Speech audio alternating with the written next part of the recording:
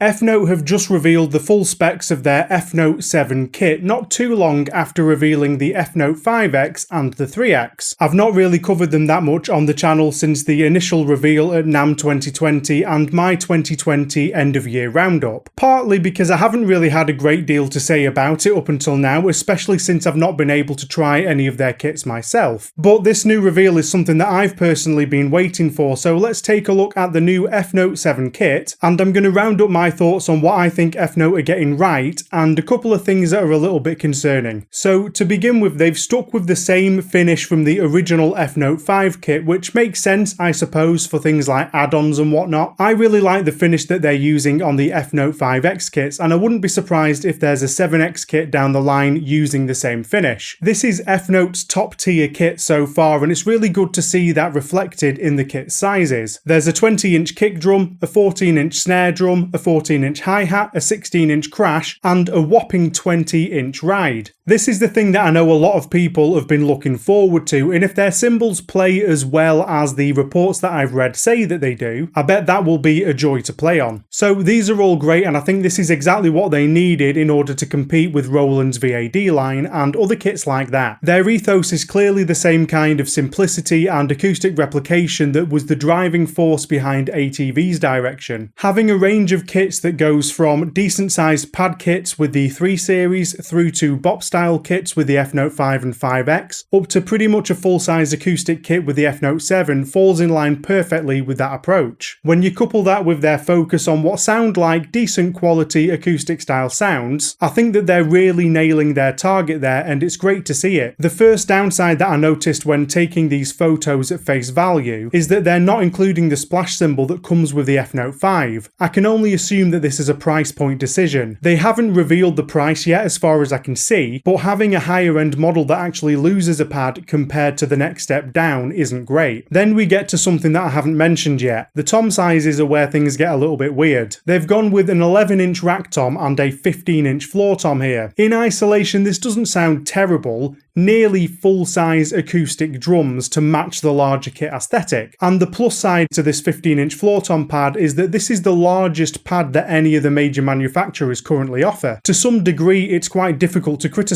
that. Roland won't go above 14-inch, Alesis don't have anything above 14-inch, ATV never did. You're only really getting that option from custom places like Drumtech, Gibraltar, etc. So kudos where it's due for aiming larger, and visually I suppose it's not that different to having a 16-inch drum, but when you do zoom out a little bit, it's a really bizarre choice. The main issue that I have with it is that it's a completely non-standard size in more than one respect. If you're aiming for acoustic replication, 15-inch toms do exist, but they're pretty uncommon. In the world of electronic drums though, there's another issue. No other e-drum manufacturer makes 15-inch mesh heads. Roland don't, Drumtech don't, Gibraltar don't, Spare Drum don't, Billy Blast don't, 682 Drums don't. The only mesh heads that I can find in 15 inches are Remo Silent Strokes, Evans Sound Off and Pintec Reaction Heads, all of which are designed for silent practice on your acoustic kit, not for good electronic drum response. And as for the 11-inch rack tom, that size practically doesn't exist in both worlds. There are very few 11-inch acoustic drums knocking around, and there's nothing for 11-inch drums in the e-drum world either. Again, in isolation for one single company, maybe it makes sense. Obviously, EFNOTE will be making mesh heads for their own drums, so if you do need spares, I'm sure that they'll be available through them. But only having one choice of manufacturer for your mesh heads is pretty rubbish. If you happen not to be a fan of EFNOTE's mesh heads, then you've not got anywhere else to go. And I don't want to be too pessimistic, but if EFNOTE don't end up being successful down the road, then you might be completely out of luck for a replacement in the future. And of course I hope that doesn't happen, but it's a bit too early to tell. So down here on their website they say this about their floor tom: we have achieved both the realistic low rebound that was difficult to achieve with 14-inch or less and stable sensing. It's maybe a little bit clumsily worded, but I think what they're getting at is that it was only really possible to get that lower rebound floor tom style response out of a pad that was bigger than 14 inches, but they've also managed to keep the triggering response accurate, which I think is probably the key to this decision. From things that I've read in the past, it seems like Roland don't want to go above 14 inches because they're not happy with the triggering response once you get beyond that size. Reading between the lines, that appears to be the case for EFNOTE too, but they've now managed to get a 15-inch pad to the point that they're happy with. And if that is the reason for this decision, then fair enough, I'd take good triggering over a larger pad size any day. I can only assume that the 11-inch rack tom was an attempt to balance out the proportions between those two toms, but personally I can't really imagine a 12-inch tom looking completely out of place. And of course that would retain the benefits of some additional options. So all in all, yes, a 15-inch pad being the largest available one is a selling point, but it somehow manages to simultaneously fall short of what their target audience are clamouring for, a stock option with a full-size acoustic kit, and also actively makes some things a bit more awkward for the consumer. Having a look at the module, I'm a little bit torn on this one. It looks like they're sticking with this slight variation of the same module approach that they did between the EFNOTE 3 and the EFNOTE 5 kits. On the one hand, if the module's fit for purpose, then I guess why not? You're getting some decent sounding acoustic kits in there from all the demos that I've heard, and the compact form factor really fits in with the rest of their image. On the other hand, I suppose I was just hoping for a little bit more from a flagship kit. I like the new colour scheme on the outside of the module, though it does feel like it would match the finish of the EFNOTE 5X kit a little bit better, and from looking at the manual, it seems that there are a few extra stock kit options in the EFNOTE 7 variation of the module, as well as just a generally rejigged kit list. There is a slight point of concern here though. It says that on kit numbers 16, 17, 19 and 20, these kits consume more processing power and sound interrupts may occur in a particular situation, so it sounds like there might be a polyphony issue once you start layering sounds up. It's probably not a complete game breaker, but it would be a shame if this limits the usability of a great sounding function. There's no telling exactly how it will manifest without trying it out though. There also seems to be fewer acoustic instruments in here too. There are 2 more kick drums, but there are 2 fewer snare drums and 1 missing set of 4 toms, with some differences in the exact instruments. There are the same number of cymbals, and there's actually a few more elements under the percussion section. This is kinda strange, I'm not really sure why they would do that, but there must be some reasoning behind the decision. Also, the differences in the instrument selection might be good enough to outweigh the slightly more limited selection. I really couldn't say without trying them out. So all in, I do think that EFNOTE are heading in a very good direction, and the EFNOTE 7 kit does look quite nice. Obviously, we can all fall victim to overhyping ourselves. You can't really blame a company when they bring out a product that needs to fulfill their own criteria, and that doesn't match your own overinflated expectations. We see this in a lot of industries, to be honest, gaming, cinema, tech, and it's pretty toxic, so I'm not trying to fuel that with this video. I really like the majority of what I've seen from them, and I can't wait to try out some of their products because EFNOTE are getting a lot of things right. And in person, there's every chance that the EFNOTE 7 kit will turn out to be incredibly enjoyable to play. I think a lot of us are just waiting for a company to hit that exact sweet spot, and it looked like EFNOTE were poised and ready to do that. What do you think about this new kit? Are you excited, bewildered, nonplussed?